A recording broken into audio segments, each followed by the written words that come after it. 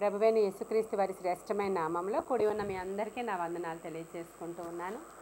మనము ఈ యొక్క మంగళవార దినాన కేవలము స్వస్థతల కొరకు, విడుదల కొరకు దేవుని సన్నిధిలో మనం కూర్చొని అందరము కలిసి ప్రార్థన చేసినప్పుడు మన దేవుడు చేసేటువంటి ఘనమైనటువంటి కార్యాలను అనేక మంది పొందుకోవాలని, వాళ్ళందరూ కూడా స్వస్థతలు పొందుకొని దేవుడు స్వస్థపరచుటకు సామర్థ్యము గలవాడని, ప్రతి విధమైన సమస్యల నుంచి ఆయన విడిపించుటకు సామర్థ్యము గలవాడని, మనము అనేకుల మధ్యలో సాక్షులుగా ఉండాలని దేవుడు ఎప్పుడూ కోరుకుంటాడు. ఈ మధ్యకాలంలో యూట్యూబ్లోనే ఒక ఆయన వాక్యం చెప్తూ ఆయన ఏమన్నారంటే, మన దేవుడు ఆత్మను రక్షించడానికి మాత్రము ఆయన ఈ లోకంలోనికి వచ్చారు, కానీ ఈ లోకంలో ఉన్నటువంటి సమస్యలు లేదంటే అక్కరతలు, అవసరతలు, స్వస్థతలు ఇటువంటివన్నీ అడగడానికి కాదు, అలాంటివన్నీ అడిగేవాళ్ళు సండే స్కూల్ టైప్లో ఉన్న పిల్లలు అన్నాడు ఆయన. అంటే నిజంగానే దేవుడు కేవలం మన ఆత్మను మాత్రమే రక్షించాడా, మన శరీర అవసరతలకు మన దేవుడు చాలినవాడు కాడా అనేటువంటి ప్రశ్న చాలామందికి వస్తూ ఉంది.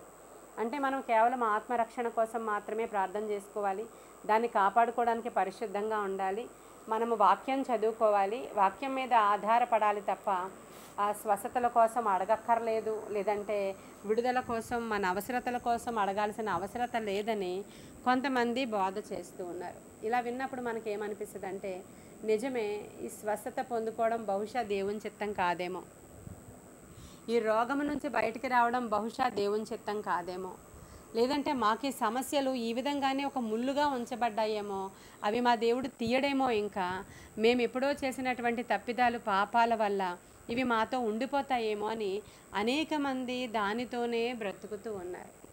మన దేవుడు సమస్తము చేయుటకు సామర్థ్యము గలవాడు, ప్రతి పరిస్థితికి కూడా ఆయన చాలినవాడు. ప్రియమైన దేవుని బిడ్డలారా, ఆయన ప్రతి పరిస్థితికి చాలిన దేవుడు. ఆయన ప్రతి పరిస్థితిలోనూ కూడా ఇన్వాల్వ్ అవుతాడు. మనం చూస్తాము యోహాను సువార్త 2వ అధ్యాయంలో మీకు కానా అనేటువంటి పెళ్లి విందులో యేసుక్రీస్తు ప్రభువారు ఆహ్వానించబడుట మనం చూస్తాం. ఇది అందరికీ తెలిసినటువంటి ఆ స్టోరీ అయినప్పటికీ అందులో గొప్ప గొప్ప విషయాలని దేవుడు మనతో మాట్లాడతారు. ఆ విందుకి యేసుక్రీస్తు ప్రభువారిని తన శిష్యులతో కలిపి ఆహ్వానించారు. అయితే ఆ విందులో యేసుక్రీస్తు ప్రభువారి యొక్క తల్లి మరియ కూడా ఉన్నారు. ఆ విందులో యూదుల ఆచారం ప్రకారం ఇచ్చేటువంటి ద్రాక్షరసం ఏదైతే గెస్ట్స్ వచ్చినప్పుడు ఇస్తారో, పెండ్లి విందులో అది ప్రధానమైన పాత్ర ఈ ద్రాక్షరసం పోషిస్తుందో, ఆ ద్రాక్షరసం అయిపోయింది. అక్కడ అయిపోయినప్పుడు మరియ వచ్చి చెప్తున్నారు, ఇక్కడ ద్రాక్షరసం అయిపోయింది అని. అంటే యేసుక్రీస్తు ప్రభువారు ఆనాడు ఈనాడు ఏనాడు ఎప్పుడూ కూడా ఆయన ఒకేలాగా మన పక్షంగా ఉన్నారు. ఆయన శరీరధారి అయి ఉన్నప్పుడు ఆయన ఇలాంటి సూచక్రియలు చేశారు. ఇప్పుడు మన మధ్యలో పరిశుద్ధాత్ముడు మాత్రమే ఉన్నారు గనుక ఆయన గొప్ప కార్యాలు చేస్తారు, కానీ ఇలాంటి అక్రతలు అడగకూడదు అని కొంతమంది యొక్క బోధ ఉంది. కాబట్టి ఈరోజు మనం అలాంటి అక్రతల కోసం మన ప్రభువుని అడగొచ్చా?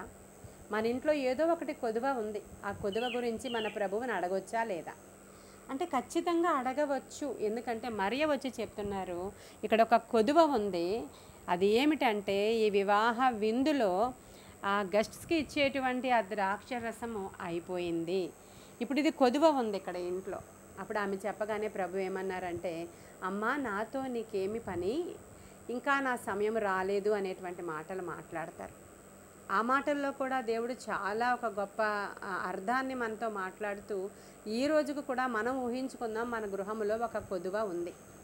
కొదువ ఉన్నప్పుడు మనం ప్రభువారి దగ్గరికి వెళ్ళి అడుగుతున్నాం, అయ్యా మాకు ఈ యొక్క ఏరియాలో చాలా సమస్య ఉంది, చాలా కొదువ ఉంది, చాలా అప్పు ఉంది, చాలా అవసరత ఉంది, ఒక ఉద్యోగం అత్యవసరతగా మాకు కావలసి ఉంది, వివాహం అత్యవసరంగా జరగాల్సి ఉంది, మా ఇంట్లో ఇవి విషయాలలో మాకు ఈ కొదువ ఉంది అని మనము ప్రభువు దగ్గరికి వెళ్ళి అడిగినప్పుడు మనకు అనిపిస్తుంది, మొదటగా కొన్ని రోజులు ప్రార్థన చేస్తాం, ఇంకా జరగలేనప్పుడు ఇది ప్రభువు చిత్తం కాదేమో, ఒకవేళ ఈ రోగము మనకి ముళ్ళుగా పెట్టబడిందేమో, ఈ సమస్యతోనే మనము ఈడవబడి ఇంక ఇలాగే చనిపోతామేమో, ఎప్పటికీ మన ఆర్థిక పరిస్థితులు మారవేమో, ఎప్పటికీ ఉద్యోగం రాదేమో అని చాలామంది అనుకుంటూ ఉంటారు.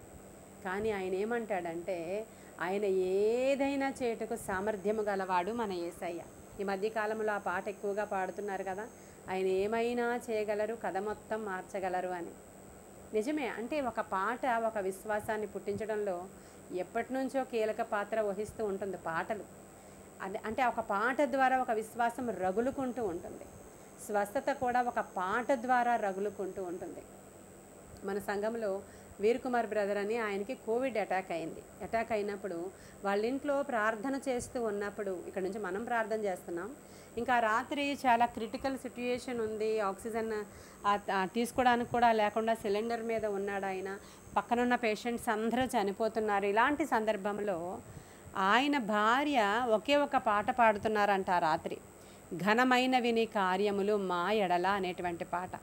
అదే రిపీటెడ్గా పాట పాడుతూ ఉండగా దేవుని యొక్క సన్నిధి అవన్నీ ఆవరించడం, తప్పకుండా దేవుడు స్వస్థపరుస్తాడు అనేటువంటి ఒక విశ్వాసము ఆమెలోనికి రావడం ఆవిడ కనుగొన్నాను అని ఆవిడ సాక్ష్యంలో చెప్పారు.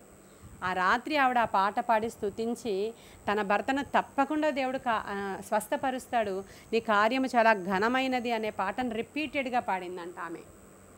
ఆ రోజు తెల్లవారుజామున నేను ప్రార్థన చేస్తూ ఉండగానే దేవుని యొక్క దూత ఆయన దగ్గరికి వెళ్ళి ముట్టినటువంటి సందర్భం మీ అందరికీ చాలాసార్లు నేను చెప్పాను. ఈరోజు నేను ఏం వాక్యం మీతో చెప్పాలి, ఏం వాక్యం చెప్పి మిమ్మల్ని బలపరచాలని నేను ఆశపడుతున్నానంటే, మొదటగా మన మనస్సులను ప్రిపేర్ చేసుకోవాలి. దేనికోసమంటే దేవుడు చేయుటకు సామర్థ్యము గలవాడు, ఖచ్చితముగా దేవుడు మా పక్షముగా గొప్ప కార్యాలు చేయగలడు, మా సమస్య ఎంత పెద్దదైనా ఆయన కార్యములు జరిగిస్తాడు అనేటువంటి మైండ్ని మనం ముందుగా ప్రిపేర్ చేసుకోవాలి. మీరు యెహోషువ కాలేబులు వేగు చూడడానికి వెళ్ళినప్పుడు సంఖ్యాకాండంలో ఈ ఇన్సిడెంట్ మనకు కనిపిస్తుంది కదా. సంఖ్యాకాండం తెరుస్తారా? సంఖ్యాకాండము 13వ అధ్యాయము 32-33 వచనాలు మనం చూస్తే, అక్కడ వేగుల వారీగా వీళ్ళు కనాను ప్రదేశాన్ని చూడడానికి వెళ్ళినప్పుడు 12 మందిని మోషే పంపిస్తే 10 మంది ఒక రిపోర్ట్ తీసుకొచ్చారు, 2 ఒక రిపోర్ట్ తీసుకొచ్చారు. 10 మంది వెళ్ళి చూసినప్పుడు వాళ్ళకి ఏమనిపించిందంటే అక్కడ సమస్య చాలా పెద్దగా అనిపించింది. నిజంగానే సమస్య పెద్దది. అక్కడ చాలామంది అక్కడ ఉన్నటువంటి మనుషులు ఉన్నత దేహులుగా ఉన్నారు. వీరు వారి దగ్గర మిడతల్లాగా చిన్నగా ఉన్నారంట. అక్కడికి వెళ్ళి చూసినప్పుడు వాళ్ళు బిల్డింగ్స్ చాలా పెద్దవి, వాళ్ళు విస్తరించి ఉన్న విధానము చాలా పెద్దది, వాళ్ళు చాలా ఎస్టాబ్లిష్ అయిపోయారు అక్కడ. అంత మాత్రమే కాదు కానీ వారి దగ్గరికి వెళ్ళి మనము యుద్ధం చేయడానికి అవసరమైనంత కెపాసిటీ మనకి లేదు అని వీళ్ళు బాహ్యమైన నేత్రాలతో చూసినప్పుడు 10 మందికి కనిపిస్తూ ఉంది. 2 మనుషులు ఉన్నారు, వాళ్ళ పేరు యెహోషువ కాలేబులు. వాళ్ళిద్దరూ బాహ్యమైన నేత్రాలతో చూడట్లేదు కానీ వాళ్ళు ఆత్మీయ నేత్రాలతో చూస్తున్నారు. అది ఎలా ఉంటుంది అంటే దేవుని వాగ్దానాలను ఎత్తి పట్టుకోవడం అంటాం దాన్ని. ప్రతి వాగ్దానము మన కొరకే దేవుడు ఇచ్చాడనే సత్యం మొదట మనం గ్రహించాలి. ప్రతి వాగ్దానము దేవుడు మన కోసమే ఇచ్చారు. ఓల్డ్ టెస్టిమెంట్లో అద్భుతాలు జరుగుతూ ఉండేవి, న్యూ టెస్టిమెంట్లో అద్భుతాలు ఏమీ జరగవు, అసలు స్వస్థతలు కూడా జరగవు. అసలు స్వస్థతలు అనేవి అంతా ఫేక్, అవి అసలు లేనే లేవు. స్వస్థతలు చేసేవారు, ప్రవచనాలు చెప్పేవారు, లేదంటే భాషలతో మాట్లాడేవారు, వాళ్ళందరూ మాంత్రికులు అని కొంతమంది మాట్లాడుతూ ఉన్నారు.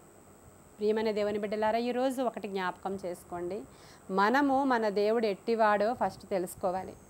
దేవుని యొక్క వాక్యాన్ని చదువుతూ ఉన్నప్పుడు ధర్మశాస్త్రములో ఆశ్చర్యమైన సంగతులు చూచులాగున మా కన్నులు తెరవండి అని అడగాలి. ఇప్పుడు యెహోషువ కాలేబులు కన్నులు తెరవబడిన వారు ఏం చూస్తున్నారంటే అక్కడ ఉన్నవారు ఉన్నత దేహులే, కానీ మా దేవుని వాగ్దానం ఏంటంటే ఏ మనుషులు మీ ఎదుట నిలవజాలరు. హల్లెలూయా. ఎవ్వరు కూడా మీ ఎదుట నిలబడలేరు. మీరు వెళుతూ ఉన్నప్పుడు నేను మీకు విజయం ఇచ్చి తీసుకుని వెళుతూ ఉంటా, ఎందుకంటే జయం ఇచ్చేవాడని నేనే అంటాడు ఆయన. ఆయన పేరు యెహోవా నిస్సి. హల్లెలూయా. యెహోవా నిస్సి అంటే ఆయన జయం అనుగ్రహించేటువంటి దేవుడు. ఇదే వాళ్ళ యొక్క బ్రెయిన్లో ఉంది. మనం కూడా ఈరోజు ఆలోచించాలి, మన దేవుడు ప్రతి పరిస్థితికి చాలినవాడు.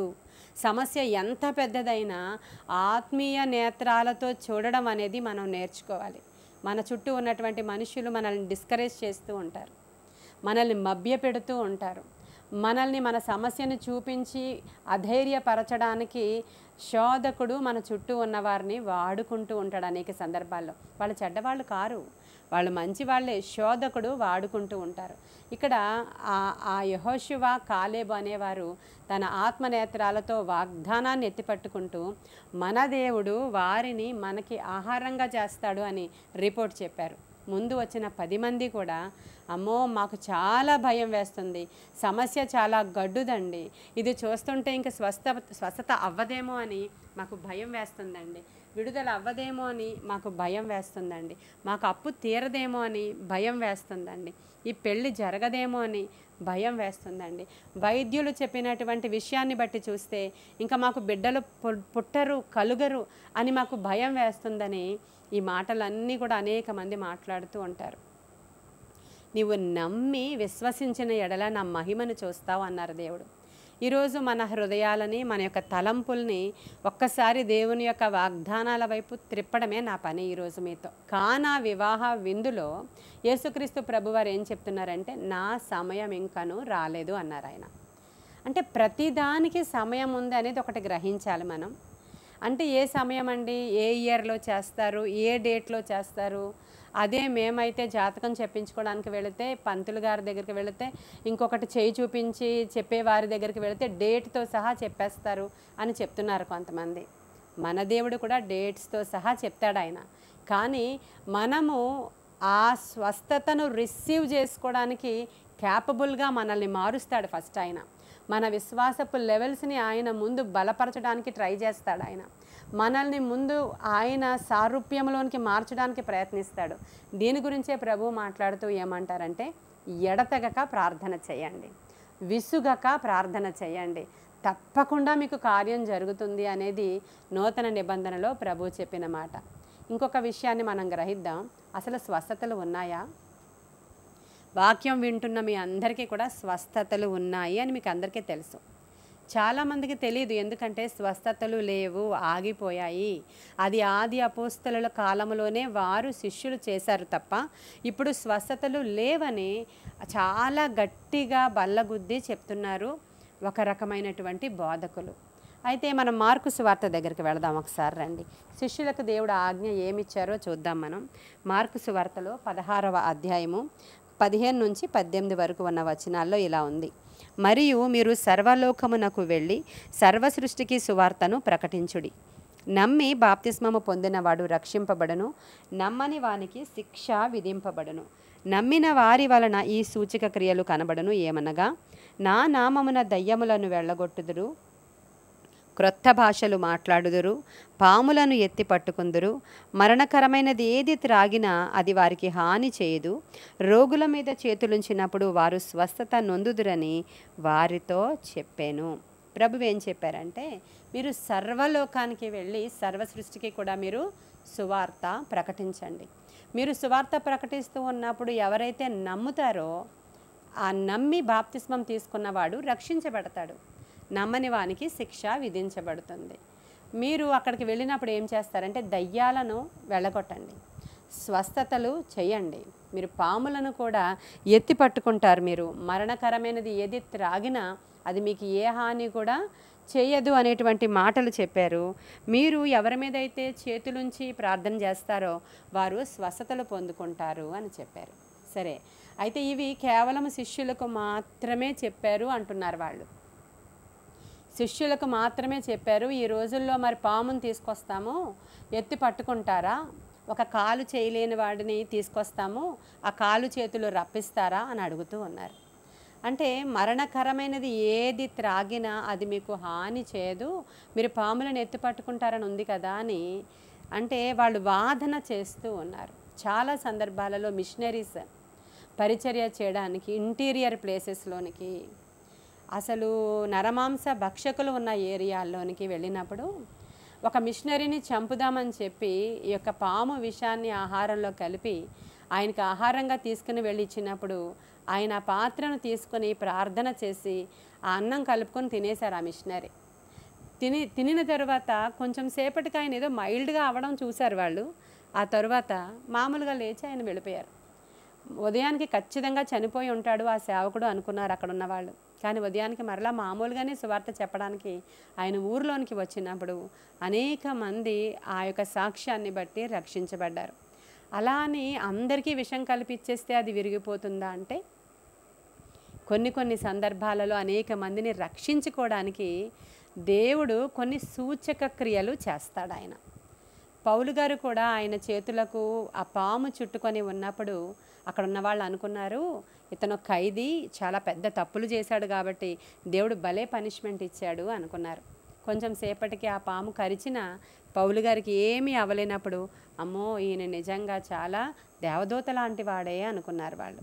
అంటే కొన్ని సందర్భాలలో దేవుడు ఇటువంటివి అలౌ చేస్తూ ఉన్నారు. అలా అని చెప్పి పౌలు గారు యేసుక్రీస్తు ప్రభు వారి యొక్క శిష్యుడు కాడు, 12 మంది శిష్యులలో ఒకడు కాడు ఆయన, తరువాత రక్షించబడ్డాడు ఆయన. కాబట్టి కేవలం ఇది శిష్యులకే, శిష్యులకు కాని వారికి ఇవేమీ వర్తించవు అని అంటూ ఉన్నారు ఒక ప్రక్క నుంచి. ఆయన ఏదైనా చేటుకు సామర్థ్యం గలవాడు. అయితే ఇప్పుడు ఒకవేళ స్వస్థతలు జరగవు, చేయకూడదు, పాములను ఎత్తి పట్టుకోలేము, ఎలాగ కూడా మనం ఇలా ఎత్తి పట్టుకోలేం, మరణకరమైనది ఇస్తే చనిపోతూ ఉన్నారు, చాలామంది హతసాక్షులుగా మరణిస్తూ ఉన్నారు.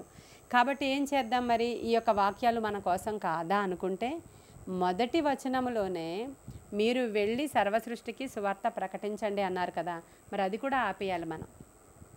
ఒకసారి ఆలోచన చేయండి. ఇవన్నీ మనం చేయకూడదు, స్వస్థతలు చేయకూడదు, స్వస్థతలు లేవు, అద్భుతాలు లేవు అంటే మనము సర్వసృష్టికి వెళ్ళి ఆ అపోస్తలులు చెప్పేశారు కదా, శిష్యులు చెప్పేశారు కదా, మనం కూడా చేయకూడదు మరి వాళ్ళు చెప్పిన విధానాన్ని బట్టి అయితే. కాబట్టి ఇక్కడ ఏమేమి రాసి ఉన్నాయో అది మనం ఆయన వచ్చే పర్యంతము కూడా మనం చేస్తాం. కృపావరాలు నానా విధములుగా ఉన్నాయి, అవన్నీ కూడా మనకి పంచి ఇచ్చేవాడు పరిశుద్ధాత్ముడు. హల్లెలూయా.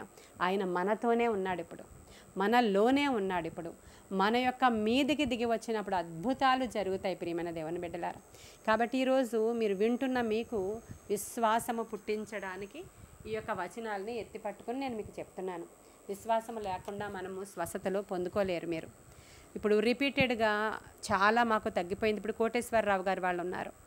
మొదటి వారం నేను ప్రార్థన చేసినప్పుడు తలబరువంతా పోయింది. ఆ అమావాస్యకి వచ్చేటువంటి దయ్యాలు రావడం మానేశాయి. వాళ్ళ భార్య విషయంలో కూడా తలంతా ఆ దిమ్ముగా ఉండేది, ఆవిడ అనారోగ్యంగా ఉండేది, రక్తహీనతతో ఉండేది, అదంతా పోయి నేను ఆరోగ్యంగా ఉన్నాను అని చెప్పారు. అక్కడికి చాలా బాగుంది. మనకు తర్వాత వీక్ వచ్చేటప్పటికి జూమ్ అంటే మనం ఈ యొక్క గూగుల్ మీట్లో వచ్చేటప్పటికి 2 వారాల తర్వాత వాళ్ళు ఏమన్నారంటే, మరలా తల బరువు అయిపోతుందండి, అసలు మరలా లేవలేకపోతున్నారండి అంటూ ఉన్నారు. మనం ఒకటి జ్ఞాపకం చేసుకోవాలి, మనము పోరాడునది మనుష్యులతో కాదు. ఒక వాగ్దానము నీవు స్వతంత్రించుకుంటూ ఉన్నావంటే ఆ వాగ్దానము స్వతంత్రించుకోకుండా ఉండడానికి సాతానుడు కూడా పోరాడుతూ ఉంటాడు. ఆ వాగ్దానాన్ని దొంగిలించడానికి ప్రయత్నిస్తాడు. ఆ వాగ్దానము నీవు రిసీవ్ చేసుకోకుండా ఉండడానికి వాడు ప్రక్క నుంచి పోరాటం చేస్తూ ఉంటాడు. ఎప్పుడైతే నీవు విశ్వాసముతో దేవుని వాక్యాలను ఎత్తిపెట్టి రిపీటెడ్గా నేను స్వస్థత పొందుకున్నాను, నా దేవుడు నాకు స్వస్థత ఇచ్చాడు, ఆయన సేవకులు ప్రార్థిస్తూ ఉండగా నేను అభిషేకం పొందుకున్నాను, ఇదిగో ఆ వాక్యాలు వింటూ ఉండగా మీకు విశ్వాసము కలుగుతుంది. ఆ వాక్యాలు రిపీటెడ్గా వింటూ ఉండగా, వాక్యము చాలా పవర్ఫుల్ అండి. మీరు వాక్యాన్ని రిపీటెడ్గా ఒక్కసారి నోటితో మీరు అనుక్షణం మాట్లాడుతూ ఉంటే స్వస్థతలు శీఘ్రముగా కలుగుతాయి. స్వస్థతల కొరకైన వాగ్దానాలని, స్వస్థత కొరకైనటువంటి వాక్యాలని వినాలి. తరువాత ఎవరైనా ఒక ఆర్థిక ఇబ్బందుల్లో ఉన్నారనుకోండి, దేవుడు ఎలాంటి అద్భుతాలు చేశాడో వాటిని గూర్చిన వాక్యాలను మనం చదవాలి, వాటిని గూర్చిన వాక్యాలను వినాలి. మనకి మందు అదే. పాల్ యాంగిచో అనే ఆయనకి అస్వస్థత, టీబీ పేషెంట్, క్షయరోగం, రక్తం కక్కుకుంటున్నటువంటి స్థితిలో ఆయనకి ఎలా స్వస్థత అయిందో తెలుసా మీకు? కేవలము ఎక్కడెక్కడ స్వస్థతల గురించి యేసుక్రీస్తు ప్రభు వారు చెప్పారో, మత్తయి సువార్త, మార్కు సువార్త, లూకా సువార్త, యోహాను సువార్త రిపీటెడ్గా చదివాడు ఆయన. మరణకరమైనటువంటి రోగము, చనిపోతాడు డాక్టర్లు చెప్పిన తర్వాత, చనిపోతాడని చెప్పిన తర్వాత గదిలోనికి వెళ్ళారు, ఎవరు రావట్లేదు. ఆ రోజుల్లో క్షయరోగం దగ్గరికి, ఆ పేషెంట్స్ దగ్గరికి ఎవరు వెళ్ళేవారు కారు. అలాంటి సందర్భంలో కేవలము ఈ వాక్యాలు ఆయనకి ఆహారం అయ్యాయి. స్వస్థత పొందుకొని కొన్ని లక్షల మందికి సంఘ కాపరిగా ఆయన ఈరోజు సౌత్ కొరియాలో ఉన్నారండి. ఆయన ఈ మధ్యలోనే చనిపోయారు అనుకోండి. అలాంటి గొప్ప సేవకుడిగా ఆయన స్థిరపరచబడి ఆయన ఏం చెప్తాడంటే, వాగ్దానాల్ని నమ్మండి, విశ్వాసం ఉంచండి, వాగ్దానాలను ఎత్తిపెట్టి ప్రార్థించండి, పదే పదే పదే ఇటువంటి వాక్యాలను వినండి అని చెప్తాడు ఆయన. మరి ఈరోజు ప్రతి మంగళవారం మీ కొరకు నేను ప్రార్థన చేస్తున్నాను. అది మనం యూట్యూబ్లో పెడుతున్నాం. ఇంకా స్వస్థత కొరకైనటువంటి వాక్యాలు నేను కొన్ని మాట్లాడాను, అవి కూడా యూట్యూబ్లో ఉన్నాయి. మనం రిపీటెడ్గా అవి వింటున్నామా? ఒక్కసారి ఒక స్వస్థత వాక్యం వినేసి తర్వాత యూట్యూబ్లో మీరు ఏం చూడాలనుకుంటున్నారో, కథలు లేదంటే జోకులు లేకపోతే పాటలు ఇవి వినుకుంటూ వెళ్ళిపోతున్నారా? రిపీటెడ్గా వాక్యాన్ని వినండి. వినుట ద్వారా మీకు విశ్వాసం కలుగుతుంది. తరువాత వాక్యాన్ని చదవాలి. చదివిన దాన్ని కంఠస్థం చేస్తే ఇంకా చాలా మంచిదే. స్వస్థత కొరకైనటువంటి వాక్యాలు మీకు వీలైతే కంఠస్థం చేయండి. అవి చేసినప్పుడు 23వ కీర్తన కంఠస్థం చేయమని చెప్తూ ఉంటాం. ఎందుకంటే దాంట్లో సమృద్ధి ఉంది, ఆశీర్వాదం ఉంది. మీరు ఏమనుకుంటారంటే సండే స్కూల్ పిల్లలకి కంఠస్థం చేస్తే చాలు, మా పిల్లలకి వస్తే చాలు, అబ్బాయి ఎంత తరోగా చెప్పేస్తున్నాడో మా అబ్బాయి అనుకుంటారు మీరు. మొదట మనం నేర్చుకోవాలి అది. ఆయన యెహోవా నా కాపరి, నాకు లేమి కలుగదు. ప్రతి ఉదయాన్న లేచిన వెంటనే ఇది చెప్పినప్పుడు ఆ లేమి పారిపోతుందంట. అనేక సందర్భాలలో చాలామంది సాక్ష్యాలు అవన్నీ ఉన్నాయి. అంటే చాలా సందర్భాలలో అసలు రోగం ఎందుకు వస్తుంది, కరువు ఎందుకు వస్తుంది, అప్పులు ఎందుకు అవుతారు, ఈ రోగము దేనికోసం వచ్చిందనే డౌట్స్ చాలామందికి ఉంటాయి. రోగం రావడానికి కారణాలు ఒక 3 కారణాలు ఉన్నాయి. ఒకటి, రోగము వచ్చినప్పుడు అంటే మన అవిధేయతలు. మనము కొన్ని సందర్భాల్లో దేవునికి విరోధంగా పనులు చేస్తూ ఉంటాం. దేవునికి విరోధంగా మన శరీర క్రియలు ఉంటాయి, తప్పిదాలు ఉంటాయి, కొన్ని అవిధేయతలు ఉంటాయి. అలాంటి సందర్భంలో పనిష్మెంట్ లాగా రోగం రావడం అనేది బిబ్లికలే. నేను చెప్పే మాట బిబ్లికలే. ఆ విధంగా వస్తూ ఉంటుంది వాళ్ళ దగ్గరికి.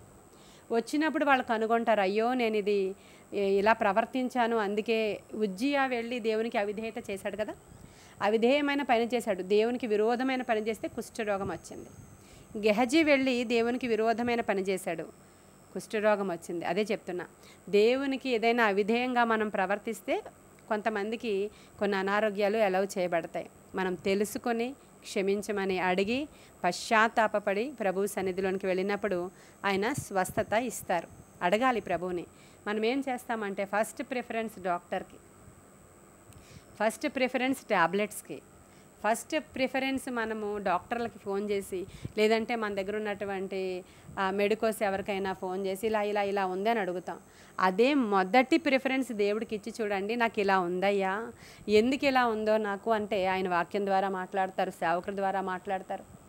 ఇంచుమించు అప్పుడే నీకు స్వస్థత అయిపోద్ది. మొదటిది ఆ విధేయత ద్వారా చెప్పాను కదా, ఎగ్జాంపుల్స్ చెప్పాను మీకు. రెండవది, మనకి రోగము రావడము ద్వారా ప్రభువు మహిమ పరచబడతారు కొన్ని సందర్భాలలో. ఒక గుడ్డివాడు వస్తూ ఉన్నప్పుడు శిష్యులు అడిగారు, ప్రభువా వీడు గుడ్డివాడిగా పుట్టడానికి కారణం ఏంటి? వీడు తల్లిదండ్రులు చేసిన పాపమా, వీడు చేసిన పాపమా? ఎందుకు వీడు గుడ్డివాడిగా ఉన్నాడంటే వాళ్ళ తల్లిదండ్రులు పాపం చేయలేదు, వాడు పాపం చేయలేదు, కానీ దేవుని నామ మహిమార్థమై వాడు అలా ఉన్నాడు అన్నారు ఆయన. అంటే ప్రభువు వెళ్ళి వాడిని స్వస్థపరిచినప్పుడు దేవుని నామానికి ఆ ఘనత వచ్చింది, ఆయన నామము మహిమపరచబడింది. మన జీవితాలలో కొన్ని రోగాలు వచ్చినప్పుడు ఆయన నామము మహిమపరచబడుతుంది. లాస్ట్ వీక్ బిఫోర్ వీక్ మీకు ఈ యొక్క అనారోగ్యాల గురించి చెప్పినప్పుడు చెప్పాను. మా చర్చిలో ఆరాధన నడిపించే ఆమెకి క్యాన్సర్ రోగం వచ్చినప్పుడు ఆవిడకి ఇచ్చిన స్వస్థత ద్వారా అనేక మంది రివైవ్ అయ్యారు. అనేక మంది, దేవుడు ఎంత గొప్పవాడు, ఒక వెంట్రుక రాలకుండా ఆ యొక్క కీమోథెరపీ చేసినటువంటి ఆమెకు ఒక్క వెంట్రుక రాలకుండా అద్భుతం చేశాడా, ఇది చాలా గొప్ప అద్భుతం అని చెప్పి విని చాలామంది వచ్చారు. అదే లిస్టులో ఇంకొక ఆవిడ షారోన్ అని మా చర్చిలోకి వచ్చినప్పుడు ఆవిడ పేరు ముందు పేరు దుర్గా అంట, తర్వాత షారోన్గా మార్చబడి ఆమెకి అసలు బాడీలో ఆ స్త్రీలకు ఉన్నటువంటి ఆర్గాన్స్ ఎక్కడెక్కడ ఉంటాయో అక్కడంతా క్యాన్సర్ స్ప్రెడ్ అయిపోయిందండి. బస్ట్లో, యూట్రస్ రిమూవ్ చేశారు. ఇంక అన్నీ కూడా చాలా డేంజరస్గా మారిపోయి శరీరం అంతా కూడా ఆవిడకి క్యాన్సర్ వచ్చేసింది. వాళ్ళు ఇంకా మందిరంలో సాక్ష్యం చెప్పలేదు. వాళ్ళు శరీరం అంతా కూడా క్యాన్సర్ స్ప్రెడ్ అయిపోయింది. అసలు బ్లడ్ 4 గ్రామ్సే ఉంటుంది ఎప్పుడు కూడా. ఆవిడ మా మెట్లు ఎక్కి రాలేరు మందిరానికి. తలంతా కూడా కీమోస్ ద్వారా, రేడియేషన్ ద్వారా గుండె అయిపోయింది ఆవిడకి. బక్క చిక్కిపోయారు ఆవిడ. అసలు మందిరానికి రాలేని పరిస్థితుల్లో ఆవిడని తీసుకొచ్చారు ఫస్ట్ టైం మందిరానికి. ఫస్ట్ టైం తీసుకొచ్చినప్పుడు మామూలుగా ప్రార్థన చేశాను నేను. సెకండ్ వీక్ వచ్చినప్పుడు ప్రవచనాత్మకమైన ప్రార్థన, ఖచ్చితంగా దేవుడు ఈమెను స్వస్థపరుస్తున్నాడు అని. ఆ రోజు లార్డ్ సప్పర్ నేను ప్రార్థన చేసి ప్రభురాత్రి భోజనాన్ని ఆమెకి ఇచ్చినప్పుడు పాస్టర్ గారు దర్శనం చూస్తున్నారు. ఆవిడ మూల్గలోనికి అది రాక్షరసం వెళ్ళిపోతుంది, రక్తముగా మార్చబడి మూల్గలోనికి వెళ్ళిపోయింది. అప్పుడు ఆమెకి బోన్ మ్యారోలోనికి అది వెళ్ళిపోయింది అని ప్రభు చూపించినప్పుడు ఆ బ్లడ్ పర్సంటేజ్ 12 గ్రామ్స్కి వచ్చేసిందండి. హల్లెలూయా! అద్భుతం. దేవుడు సూపర్ న్యాచురల్ కార్యాలు చేస్తాడు ఆయన. అలా చేసినప్పుడు ఆవిడకి 12 గ్రామ్స్ వచ్చింది. మేము ఎవ్రీ టైం బ్లడ్ ఎక్కించుకునే వాళ్ళం. ఎక్కించుకుంటే 6 వరకు వెళుతుంది, మళ్ళీ 4కి వచ్చేస్తుందండి అని చెప్పారు ఆవిడ భర్త. ఇప్పుడు ఎంత ఉంది అని అడిగితే ఇంకా బ్లడ్ ఎక్కించడం మానేసాం, ఇప్పుడు 12 గ్రామ్స్ ఉంది. హల్లెలూయా! ఆవిడ ఆహారం తీసుకోలేదు, కానీ ఇప్పుడు తీసుకుంటుంది. డాక్టర్ దగ్గర తీసుకెళ్తే ఆయన అన్నారు జీవితం అంతా కూడా, అంటే జీవితం అంటే ఆవిడకి ఎక్కువ లైఫ్ లేదు, చనిపోతారని చెప్పారు. కానీ ఇప్పుడు డాక్టర్ గారు అంటున్నారు మందులేమీ అవసరం లేదు, ఆవిడ కంప్లీట్గా హీల్ అయిపోయారు. హల్లెలూయా! అద్భుతం జరిగిందండి, అద్భుతం జరిగింది ఆవిడ విషయంలో. అలాంటి అంటే ఇప్పుడు ఈ వర్షిప్ లీడర్ ఎవరైతే లిల్లీ గారు ఉన్నారో ఆమె సాక్ష్యము వేరే వాళ్ళు వెళ్ళి షారోన్కి చెప్తే ఆ షారోన్ వాళ్ళు వచ్చి మా మందిరానికి వచ్చినప్పుడు ఆవిడ ఫస్ట్ విశ్వాసం ఉంచలేదు. ఆవిడకి అసలు ఇక్కడ ఏం జరుగుతుందో కూడా తెలియలేదు. కానీ నేను విశ్వాసంతో ప్రార్థన చేసినప్పుడు ఆవిడకి అద్భుతం జరిగింది. ఈ విషయాలు నేను ఎందుకు చెప్తున్నానంటే స్వస్థత మనకి దేవుడు అనుగ్రహించిన వరము. హల్లెలూయా! అంటే రెండవదిగా ఆయన నామము మహిమపరచబడ్డానికి ఈ లిల్లీ గారి సాక్ష్యం పనికొచ్చింది. ఇప్పుడు షారోన్ సాక్ష్యం రెండవది చెప్పాను. ఇంకా మూడవదిగా రోగం ఎందుకు వస్తుంది అంటే కొన్ని సందర్భాలలో మరణానికి ఆ రోగం వస్తుంది. మరి మానవులందరూ కూడా పుట్టిన తర్వాత మరణించాలి కదా, మరణించకుండా ఉండిపోతామా? అది మనము కొంతమంది అనారోగ్యం ద్వారా మరణిస్తారు, కొంతమంది వయసు అయిపోయి మరణిస్తారు. నరులారా తిరిగి రండని దేవుడు పిలుస్తాడు, పిలిచినప్పుడు మనం వెళ్ళిపోవాలి. అలా మూడవది మరణానికే వస్తుంది. ఇలా హిజ్కియాకి వచ్చింది, మరణానికే వచ్చింది. కానీ ఒకసారి జ్ఞాపకం చేసుకోండి, మరణానికే వచ్చింది కానీ దేవుడు అద్భుతం చేస్తాడు. హల్లెలూయా! ఆయుష్కాలము పొడిగించడానికి సామర్థ్యము గలవాడు. భూమి మీద నిండు ఆయుష్కాలముతో మీరు ఉండాలనేదే దేవుని యొక్క చిత్తమై ఉన్నది. అలా మధ్యంతరంగా చనిపోవాలి, యవ్వనంలో చనిపోవాలి అనేది దేవుని చిత్తం కాదు. ఖచ్చితంగా దేవుడు ఆయుష్కాలాన్ని పొడిగించడానికి సామర్థ్యము గలవాడు.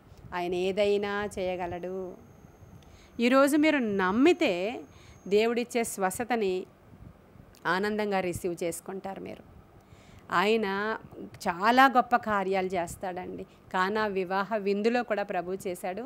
మొదటగా సమస్య అక్కడ వచ్చినప్పుడు ఆయనను ఆశ్రయించింది మరియా, అంతే కదా. మనకి ఇంట్లో సమస్య వచ్చినప్పుడు ఎవరి దగ్గరికి వెళ్ళాలి, మనం ఎవరిని ఆశ్రయించాలి? అంటే దేవుడు ఇది చేస్తాడు కానండి, అది కూడా చేస్తాడని మేము అనుకోలేదు, అందుకని దాని గురించి మేము ప్రార్థన చేసుకోలేదా అంటారు వాళ్ళు. అంటే కొన్ని చేస్తాడు, కొన్ని చేయడా దేవుడు? ఇందాక నేను చెప్పినట్లు కేవలం ఆత్మరక్షణకి మాత్రమే దేవుడు, శరీరానికి దేవుడు కాడా ఆయన? ప్రాణాత్మ దేహాలను సృష్టించిన వాడాయన, మన ప్రాణాత్మ దేహాలకు చాలినవాడాయన, ప్రతి అవసరత ఆయన మహిమైశ్వర్యంలో తీరుస్తాడు ఆయన. చాలా జాగ్రత్తగా వినండి. అంటే ఈ యొక్క గూగుల్ మీట్లో ఉన్న మీరే కాదు కానీ రేపు యూట్యూబ్లో వినేవారు కూడా, మన ప్రతి పరిస్థితికి చాలినవాడు మన దేవుడు. 20 సంవత్సరాల క్రితం ఇంకా మన సేవ, నేను ఇంకా సేవకురాలుగా లేను, నేను ఒక్కరిదాన్నే కూర్చుని ప్రార్థన చేసుకుంటున్నా చాలా విశ్వాసంతో. నాతో పాటు 2-3 కలిసి ప్రార్థన చేసుకోవడానికి అప్పుడు జాయిన్ అయ్యారు. ఇలాంటి సందర్భంలో ఉండగా మా ఫాదర్కి కిడ్నీ ప్రాబ్లం వచ్చింది. ఆయన అప్పటికి ఇంకా 40sలోనే ఉన్నారు మా ఫాదర్, 20 years బ్యాక్. అంటే ఇంకా ఆఫీస్కి వెళుతున్నారు. ఆయనకి కిడ్నీ ప్రాబ్లం వచ్చినప్పుడు రాజమండ్రిలో ఎక్స్రేలు తీయించినప్పుడు 2 సార్లు ఎక్స్రేలు తీయించినప్పుడు కూడా కిడ్నీలు స్పాయిల్ అయిపోయినాయి అని వచ్చినాయి. కాబట్టి పాడైపోయింది, డ్యామేజ్ అయిపోయింది, అయితే కిడ్నీ ట్రాన్స్ప్లాంటేషన్ చేయాల్సిన అవసరత కూడా రావచ్చు, లేదంటే ఇంకా ఏవేవో చెప్పారు అక్కడ మా ఫాదర్కి. ఆయన వెంటనే ఆ రిపోర్ట్స్ పట్టుకుని వైజాగ్లో ఉన్నటువంటి రవిరాజ్ డాక్టర్ గారి దగ్గరికి వెళ్ళండి మీరు అని 20 ఇయర్స్ బ్యాక్ సంగతి మీకు చెప్తున్నాను నేను. రవిరాజ్ డాక్టర్ గారి దగ్గరికి వెళ్ళమన్నప్పుడు ఆ డాక్టర్ గారి దగ్గరికి మా ఫాదర్ వెళ్ళారు. వెళ్ళినప్పుడు వెళ్ళే ముందర మా ఇంటికి, అంటే వైజాగ్లో నేను ఉంటాను కాబట్టి మా ఇంటికి వచ్చినప్పుడు నాకు చెప్పారు మా ఫాదర్. అమ్మకి ఇంకా చెప్పలేదు నేను, ఇలాంటి పరిస్థితి, ఇలా నాకు బాగోలేదు, ఇలా అయిపోయింది, డాక్టర్ అయితే ఇలా చెప్పారని చెప్పినప్పుడు అప్పుడు నేను చెప్పాను, దేవుడు ప్రతిదీ స్వస్థపరచడానికి సామర్థ్యము గలవాడు అని. అప్పుడు మా ఫాదర్ ఏమన్నారంటే, నిజమే అమ్మ, వైద్యుల దగ్గరికి వెళ్ళినప్పుడు, మందులు ఇచ్చినప్పుడు, లేదంటే వేరే జరిగినప్పుడు దేవుడు తప్పకుండా స్వస్థపరుస్తాడు, అలాగని ఇలా తుడిచాడు కదా అన్నారు ఆయన. ఈ మాట గుర్తుపెట్టుకోండి, ఇలా తుడిచాడు కదా అన్నారు. నేను విశ్వాసముతో ఉపవాసం ఉండి ప్రార్థన చేశాను. 3 రోజులు 3 రకాల టెస్టులు చేయించుకోవాలన్నారు. యూరిన్ టెస్ట్, ఐ టెస్ట్, ఇంకా హార్ట్ టెస్ట్ చేయాలి. ఆ యూరిన్ టెస్ట్ ఏంటంటే ఆ రోజంతా యూరిన్కి వెళ్ళింది ఒక టిన్లో కలెక్ట్ చేసి తీసుకొని రమ్మని చెప్పారు. మరి ఇప్పుడు ఎలా ఉన్నాయో టెస్టులు నాకు తెలీదు. నేను మాట్లాడుతున్నది 20 ఇయర్స్ బ్యాక్. ఇప్పుడు ఎలాంటివి చేస్తారో నాకు తెలియదు. అదంతా కలెక్ట్ చేసి కొత్త టిన్ కొని దాంట్లో తీసుకుని వెళ్ళారు. ఒక రోజున ఐ టెస్ట్, ఒక రోజున యూరిన్ టెస్ట్, ఒక రోజున హార్ట్ టెస్ట్. అయితే వెళుతున్నారు, మా నాన్నగారు వస్తున్నారు. లాస్ట్లో ఈ యొక్క రిపోర్ట్స్ అన్నీ కలెక్ట్ చేసుకొని డాక్టర్ గారి దగ్గరికి తీసుకుని వెళ్ళాలి. అక్కడికి తీసుకుని వెళ్ళినప్పుడు ఆ డాక్టర్ గారు నాన్నగారి వైపు చూసి, కూర్చోండి, ఎందుకు టెన్షన్గా ఉన్నారని కూర్చోమన్నారట ఫస్ట్. ఆ తర్వాత ఈ కంగారులో మా నాన్నగారు ఓల్డ్ రిపోర్ట్స్, న్యూ రిపోర్ట్స్ అన్నీ గజిబిజిగా పట్టుకుని వెళితే ఆయనే ఒక పిన్ తీసి ఓల్డ్ రిపోర్ట్స్కి న్యూ రిపోర్ట్స్కి పెట్టి, అసలు ఆయన చాలా బిజీ డాక్టర్, ఒక్క నిమిషం కూడా మాట్లాడరు, చాలా ఫాస్ట్గా చూసి పంపిస్తారని ఎవరో చెప్పారు మా ఫాదర్కి. అసలు సరిగ్గా చూస్తారో లేదో అని కంగారు పడుతుంటే ఆయన కూర్చోబెట్టి రిపోర్ట్స్ చూసి అసలు మీకు ఏమీ లేదు అని చెప్పారు. హల్లెలూయా. ఆ ఓల్డ్ రిపోర్ట్స్ అన్నిటిలో ఉన్నది ఈ రిపోర్ట్స్లో లేదు, అసలు మీకు ఏమీ లేదు, అలానే ఈ రిపోర్ట్స్ తప్పు కాదు, ఈ రిపోర్ట్స్ అన్నీ కూడా కరెక్ట్గానే వచ్చాయి, అసలు మీకు ఏం ప్రాబ్లం లేదు అని చెప్పినప్పుడు మా ఫాదర్ ఇంకా ఏమేమి అవుతుందో చెప్తున్నారు. నాకు ఈ చేయి లాగేస్తుంది, కాలు ఇలా అయిపోతుంది, నాకు ఇలా హార్ట్ ఇలా అయిపోతుంది, ఇవన్నీ చెప్తున్నారు. జస్ట్ ఒక్క నవ్వు నవ్వి ఏదో ఒక బలం కోసమైనటువంటి ట్యాబ్లెట్ ఇచ్చి మీరు వెళ్ళిపోండి కూల్గా అని చెప్పారంట. ఆ రోజు మా ఫాదర్ వచ్చి చెప్పారమ్మా, దేవుడు ఆయన చేతితో ఇలా తుడిచేశారు. హల్లెలూయా. అప్పుడు నేను అడిగాను, అయ్యా ఆయుష్ కాలాన్ని పొడిగించే దేవుడవు నీవు, గొప్ప కార్యం చేస్తావు నువ్వని ప్రార్థన చేసినప్పుడు ఈ రోజుకి ఆయన సజీవులుగా ఉన్నారు. దేవుని నామ మహిమార్థమై ఆరోగ్యంగా ఉన్నారు. ఎన్నిసార్లు ఎప్పుడైనా మామూలు అనారోగ్యాలు వచ్చినా వైద్యుల వలన కాదు, ప్రార్థన ద్వారా ఆయన లేచి నిలవబడుతూ ఉన్నారు. హల్లెలూయా. అద్భుతమైన స్వస్థతలు ఇచ్చేవాడు ఆయన. ఆ రోజు నుంచి నేను అనేక మందికి, ఇప్పటికి మనం ఇలా చెప్పుకొని వెళితే ఈరోజు 1 hour కాదు, 2 hours, 3 hours కూడా సాక్ష్యాలు ఉన్నాయి మన మధ్యలో. కాబట్టి ప్రతి పరిస్థితికి చాలినవాడు ఆయన. స్వస్థపరుచుటకు సామర్థ్యం గల దేవుడు మన దేవుడు. కాబట్టి మీరు విశ్వాసం తెచ్చుకుంటారని ఈ మాటలు చెప్తూ ఉన్నా. తర్వాత ప్రభు యొక్క సమయము అదే వివాహ విందులో వచ్చేసిందా లేదా? కొంచెం సేపటికి చెప్తున్నాడు ఆయన, బాణలలో నీటిని నింపండి. అప్పుడు మరియా ఏం చెప్పారు? ఆయన చెప్పునది చేయుడి. హల్లెలూయా చెప్పండి అందరూ. ఏం చెప్పారు ఆయన మీకు? ఇప్పుడు ఈరోజు ఏం చెప్పారు? మీరు అందరూ ఇంటికి వెళ్ళి బిందులతో నీళ్లు పట్టుకోండి అని చెప్పలేదు ఈరోజు ఏం చెప్పారో తెలుసా? వాక్యము ధ్యానము చేయండి, ఎడతెగక ప్రార్థన చేయుడి, విసుగక ప్రార్థన చేయండి, విశ్వాసం ఉంచండి. ఇది చెప్పారు ఈరోజు. ఇప్పుడు నేనేం చెప్తున్నానో తెలుసా మీకు? ఆయన చెప్పునది చేయుడి. ఇప్పుడు ఆయన ఏం చెప్పారు అది చేస్తే స్వస్థత, విడుదల, విజయము. ఆయన నీ ప్రతి పరిస్థితికి చాలినవాడు. ఏ అప్పు నుంచైనా విడిపించడానికి సామర్థ్యుడు. నీకు ఉద్యోగం ఇవ్వడానికి సామర్థ్యము గలవాడు. స్వస్థతలు ఆగిపోలేదు, సూచిక క్రియలు ఆగిపోలేదు, కృపావరాలు ఆగిపోలేదు. అద్భుతాలు చేయువాడు మనతో ఉన్నాడు. హల్లెలూయా. ఒకవేళ నీ ఇంట్లో అద్భుతం జరిగితే నీవు ఒక సాక్షివి. బూది గంతముల వరకు మీరు సాక్షులై ఉండండి. ఈ విశ్వాసము గల మాటలు రిపీటెడ్గా వినాలి మనం. అవిశ్వాసము కలగజేసేటువంటి మాటలు కాదు, విశ్వాసము గల మాటలు రిపీటెడ్గా వాక్యాలు వినాలి, రిపీటెడ్గా వాక్యాన్ని చదవాలి. అంటే కొన్ని సందర్భాలలో మనకి విశ్వాసము లేకపోయినా సరే కొన్ని సందర్భాల్లో జరుగుతాయి కార్యాలు. అక్కడ మా ఫాదర్కి కూడా విశ్వాసం ఉంది, కాకపోతే వైద్యుల ద్వారా అవుతుంది అనుకున్నాడు ఆయన. అయితే ఇంకొక సందర్భంలో మా సంఘంలో జరిగిన ఒక కార్యం చెప్తాను మీకు. అక్కడే పాటలు పాడే వాళ్ళ లేన్‌లోనే ఫిలోమినా గారు అని ఉంటారు. ఆవిడ సోలో సింగర్, ఆవిడ పాడుతూ ఉంటారు, పెద్దావిడే. ఆవిడ మీరు అంటే మీరందరూ ఆన్‌లైన్‌లో ఫాలో అవుతున్నారు కాబట్టి ఆ పేర్లు చెప్తున్నాను మీకు. ఆవిడ హస్బెండు ఆయన నేవీలో కమాండర్‌గా జాబ్ చేస్తూ ఉండేవారు. వాళ్ళు సాల్వేషన్ ఆర్మీ చర్చ్‌కి వెళతారు వాళ్ళు. అయితే ఆయనకి మన సంఘానికి రావడం ఇష్టం లేదు. కానీ ఆయన ఢిల్లీలో జాబ్‌కి వెళ్ళిపోతే ఈవిడ మన సంఘానికి వచ్చేస్తూ ఉండేవారు. ఒకరోజు ఆయన అంటే ఢిల్లీ నుంచి వచ్చారు. వచ్చినప్పుడు మరలా వెళ్ళిపోతారు డ్యూటీకి. ఈ లోపల పాస్టమ్మ గారితో ప్రార్థన చేయించుకుందరు కానీ వాళ్ళ పెళ్లి రోజు అనమాట. ఆ రోజు ప్రార్థన చేయించుకుందరు కానీ అని చెప్పి ఆయన తీసుకుని వచ్చారు నా దగ్గరికి. ఆవిడ వచ్చినప్పుడు ఏం చెప్పారంటే, ఈరోజు నైట్ ట్రైన్కి వెళ్ళిపోతారండి, మీతో ప్రార్థన చేయించుకుందాం అని వచ్చాం. సరే, అప్పుడు ఆవిడ ఏమన్నారంటే, బ్రదర్కి ఇక్కడ రైట్ సైడో లెఫ్ట్ సైడో నేను మర్చిపోయాను, అటు సైడు ఒక బోన్ పెరిగిపోయిందండి. ఈవెన్ వాళ్ళు మార్నింగే వాళ్ళు మార్చ్ ఫాస్ట్ లాగా చేస్తుంటారు కదా, ఏదో ఆ నేవీ కమాండర్ వాళ్ళును అలా చేస్తున్నప్పుడు కూడా ఆ హ్యాండ్ అసలు సహకరించట్లేదు, అది సర్జరీ పడుతుంది అన్నారు. బోన్ పెరిగిపోయింది ఎదరికి, ఈవెన్ అటువైపు పడుకోవడానికి కూడా నాకు అవ్వట్లేదు అంటే చేతో ఇలా పట్టుకుని చూస్తే బోన్ ఎడ్జ్ పెరిగిపోయి ఉంది ఇక్కడ భుజం దగ్గర. అప్పుడు దాని మీద నేను చెయ్యి ఉంచి ప్రార్థన చేశాను. ఆయనకు అంత విశ్వాసం ఏమీ లేదు. ఆయన సాల్వేషన్ ఆర్మీ చర్చ్కి వెళ్తారు వాళ్ళు. భార్య చెప్తుంది కాబట్టి ప్రార్థన చేయించుకోవడానికి వచ్చారు ఆయన. అక్కడికి ప్రార్థన చేసిన తర్వాత ఆయన నైట్ వెళ్ళిపోతున్నారు, ట్రైన్లో ఎక్కారు. ఎక్కిన తర్వాత అటువైపు నాకు నొప్పి కదా, అటువైపు పడుకోకూడదు, నేను ఇటువైపే తిరగాలి అనుకుంటున్నారు ఆయన. అనుకుంటూ ఉన్నప్పుడు ఆయన చూసేసరికి అక్కడ బోన్ లేదు, లోపలికి వెళ్ళిపోయింది. ఏమైపోయిందో తెలీదు, అది హీల్ అయిపోయింది. ఆయన చూసుకున్నారు, అటువైపు తిరిగి పడుకున్నారు, నొప్పిగా లేదు ఆయనకి. అసలు ఆయన చెయ్యి ఎలాగ ఎక్సర్సైజులు చేస్తున్నా నొప్పిగా లేదు ఆయనకి. అంటే స్పాట్లో హీల్ అయిపోయింది అది. ఈరోజు కాలు లేని వాళ్ళని తీసుకొస్తాము, చెయ్యి లేని వాళ్ళని తీసుకొస్తాము, మీరు చేస్తే మేము స్వస్థత వరాలు ఉన్నాయని నమ్ముతాము అంటున్నారు కొందరు క్రైస్తవులే.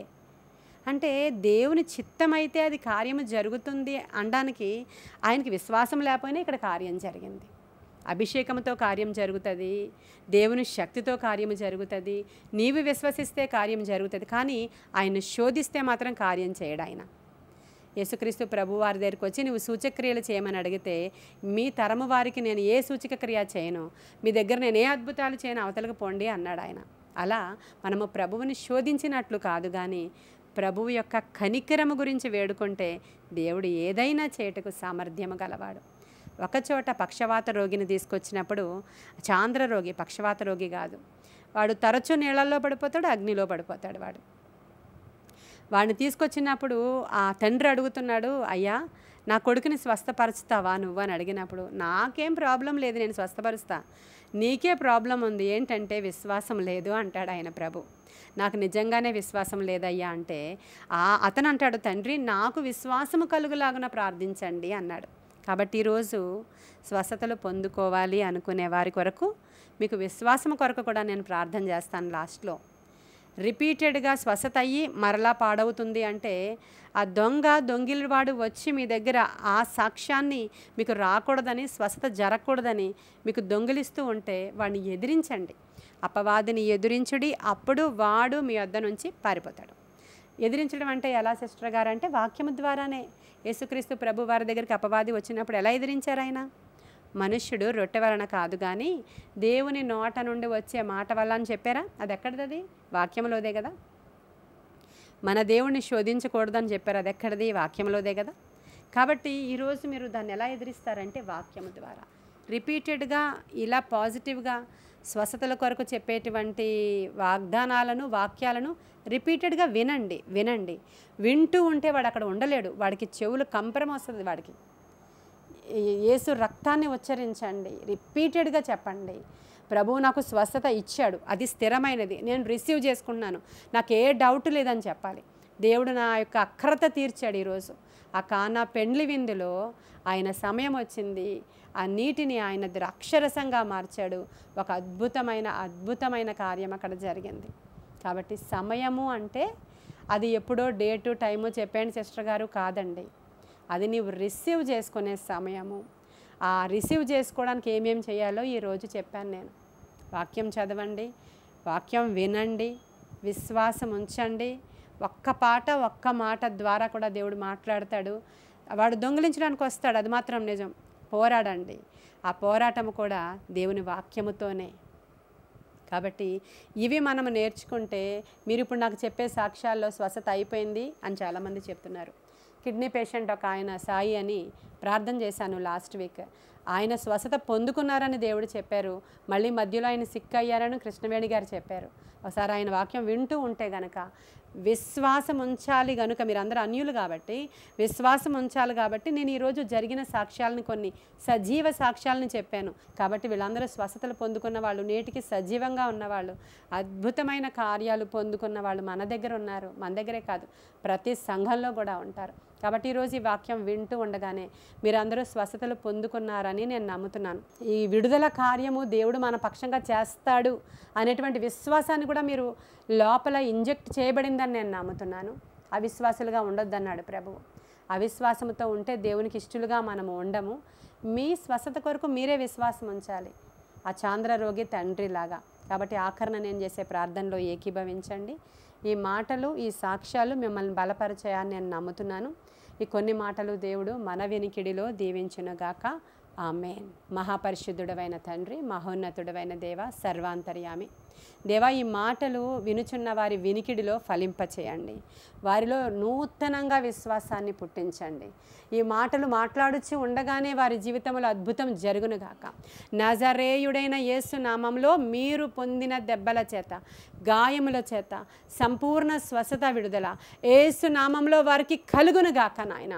యెషయా గ్రంథము 53వ అధ్యాయంలో అతడు పొందిన దెబ్బల చేత మనకు స్వస్థత కలుగునని ఆయన చెప్పిన వాగ్దానాన్ని ఎత్తిపడుతున్నాను తండ్రి. నేను అయా, పాత నిబంధనలో నిర్గమకాండము 15వ అధ్యాయములో నిన్ను స్వస్థపరచు యెహోవాని నేనే అనే మాటను కూడా ఎత్తిపడుతున్నాను తండ్రి. నేను ఆనాడు నేడు ఏనాడు ఏకరీతిగా ఉన్న మా రాజు ఈరోజు మమ్మల్ని ముట్టి స్వస్థపరచునుగాక నా తండ్రి. ఆయన గాయముల గుండా వచ్చిన రక్తము ద్వారా స్వస్థత, విడుదల వినుచున్న వారికి యేసు నామములో కలుగునుగాక.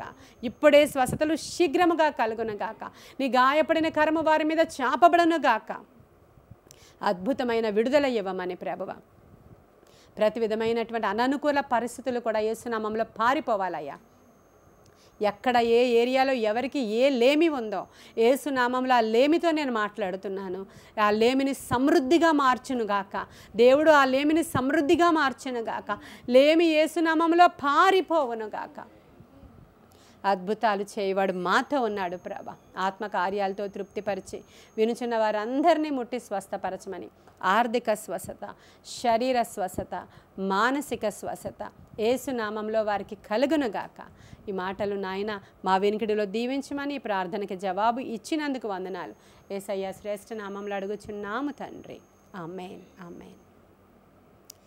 God bless you.